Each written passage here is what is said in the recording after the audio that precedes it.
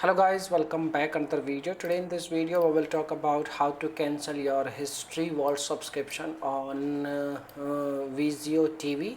So all official steps you can see on your screen. So first of all you need to log in into your Vizio account, and you can see over here this is my account, Vizio account, and you need to click on your profile icon over here. Once you click on your profile icon or your name, you will see this kind of option. You need to click on subscription and purchases, and once you click on subscription and purchases you can select your subscription on this area. Right now I don't have any subscription, but if you have any subscription like history vault, then your subscription will on this area. You can cancel your subscription on this area. Okay, so that's it. This is the method by which you can cancel your history vault subscription on Vizio TV. So if you are facing any issue, you can make a comment. I will reply you very soon, and thanks for watching this video, and bye bye.